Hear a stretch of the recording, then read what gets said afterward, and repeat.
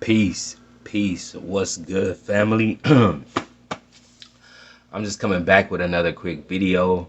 I wanted to just drop in and give this quick message because, of course, I'm getting downloads. We're at a very interesting time of life, to say the least. And it's December. We're wrapping up 2020. We're going into 2021, and I wanted to talk about Gemini North Node and Sagittarius South Node, which is our current nodal axes right now. And I know a lot of people are familiar with the North Node and the South Node, and a lot of people aren't familiar with it. So I'll give just kind of like a brief rundown before I really jump into the summary of this video. But the North Node is like your destiny in astrology, and the South Node signifies the past, or like the past life in astrology.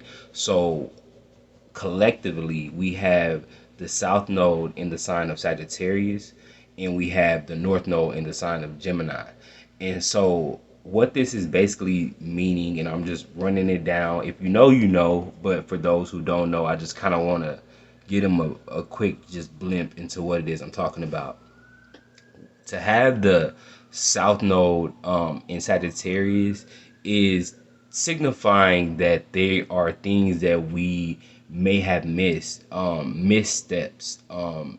Sagittarius is the visionary, is the seer. He's the archer, the wound, or not the wounded healer, but the centaur is what I'm trying to say, in astrology. So he's the sharpshooter. He sees into all the worlds, and it's like with Sagittarius, who is ruled by Jupiter, sometimes we can be very overbearing, or just see too much. It's overindulgent in like everything.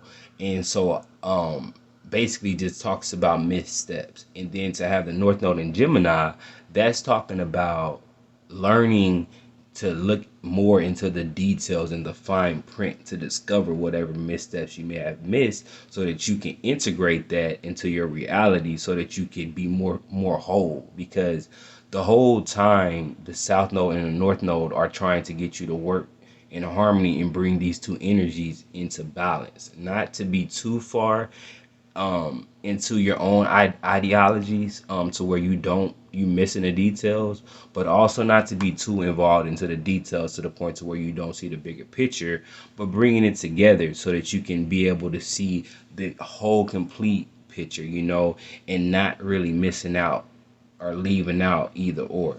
So the meaning of this video, though, is to talk about what I've really discovered when it comes to the North Node being in Gemini and the South Node being in Sagittarius during 2020.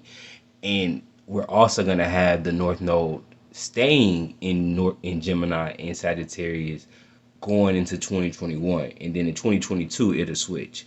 But so this theme is going to play out for another whole another year. So that's why I was like, this is something that I think I should shine a light on and really just break down what it is that I've learned about this, and what it is we're still gonna be learning about when it comes to these energies. And so what it was basically, I thought it was very interesting how this year there's been so much information out there. It's been information everywhere. People have been learning new things, challenging new things.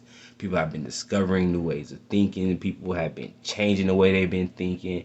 People have been very opinionated. I would even say overly opinionated. But at the same time, that's that North Node in Gemini, because Gemini is the communicator, is the messenger in astrology. So so right off the bat, that it's gonna be these 2 years are gonna be a year of communication, a lot of mental stimulation, because that's the Mercury Gemini energy.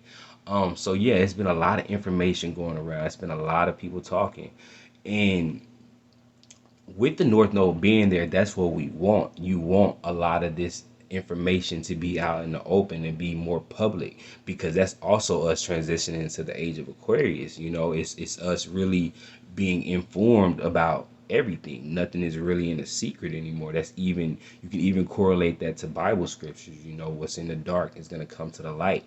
These are times that are revealing a lot of things that have been in the dark for so long. People are waking up to more things because they're coming into contact with more information and more knowledge, you know, of self and just society and collective, just a lot of information. And then you got, you know, us moving away from that South Node in Sagittarius. And so what that is, you know, is us really moving away from a lot of that, a lot of the structures that we've been just so used to being into. You know, it's things that we have just probably even grew up on, that we have just been just, you know, so used to learning about, that we refuse to even like look into anything else or to even digest any information from any other source, because we were so engulfed in our own reality, into our own indoctrines, in the things, in the ideologies that we were brought up on, or that we may have studied, or that we may have just got involved in life. And so this is just really showing us how we really want to, you know, make sure that we are balancing out these energies, though, is the main picture that we want to put into play. And I think when it comes to these two axes, you know, and I kind of was reading my notebook here, so because I didn't want to like really miss out on what I was really trying to say here. Um, but yeah, what it mainly was talking about, what inspired me to really talk about it, was because Gemini, you know, it's like it's okay to learn all of these things. It's okay to digest all of this information. Um, but the main goal here is to learn how to create a better reality for yourself. And I say that because Gemini is the information, it's the knowledge. It knows how to work things, it knows how to put things together. You know, it knows how to make technology even work. You know, that's Gemini energy, because phones is connected to Gemini energy, because that's how you talk to someone else. But you have Sagittarius, and Sagittarius is like the tools. It's like the big. It's like the it's like Samsung, it's like iPhone, it's like Apple, you know, it's like the people that produce the phones that people are able to communicate with. You know, that's the archetype of Sagittarius. It's the bigger buildings that produce the phones, you know, or produce the technologies that you're able to communicate with. So I found that very interesting, because this year we're learning that we've been in front of a lot of the tools, Sagittarius. You know, we've had a lot of the tools in order to create the reality that we desire. But the problem is we've been so closed-minded that we didn't realize that that was a tool, or that, or how to work the tool correctly, you know. And with the nodal access going with the North Node being in Gemini, is trying to get us to relearn the information on how to properly operate the tools in the machinery, you know, so to speak. You know, and so it's like this year I found that I learned a lot about tools that were in my face forever, you know. And I'm more so speaking of spiritual tools, but still, even you can correlate this to physical tools that I found, and mental tools, for sure, because it's just, we don't realize how powerful our minds are, and how much control we have over our realities. And that's what I'm talking about. It's time to kind of transition from that way of thinking, and actually stepping more into that Gemini North Node, and realizing that you do have the power. And how do you gain that type of awareness? You have to use the Gemini energy, which is all about learning, communication, um, writing, you know, meditating, working with the mind. So the more you tap into these archetypes, these themes, then you're gonna be able to discover more of the tools, of how to use the tools to create your reality. So make sure that you're learning right now. Make sure that you're writing. Make sure that you're communicating. But most importantly, be in balance with this energy. Don't do too much. Don't get overly opinionated. Don't get overly engulfed in so many different um you know, opinions of others to where you lose sight of your own vision and you just start merging with everybody's opinion, because that's where you get unbalanced with this energy. You just want to you want to really make sure that you're building from something. So make sure that you're standing for something, um, and you're not just getting lost in sauce, get washed underneath the waters. But also when it comes to Saturn being in Sagittarius, um, by you doing that and you writing these things out and you learning about these things and learning how to take care of your mind and how to have a more healthier diet and how to connect more with your higher self and how to meditate more properly and how to do shadow work and release childhood traumas and how to really digest your emotions, then you're gonna move on to Saturn, Sagittarius, and learning how to really use these tools to really help your mind grow more powerful and for things to really work out better for you.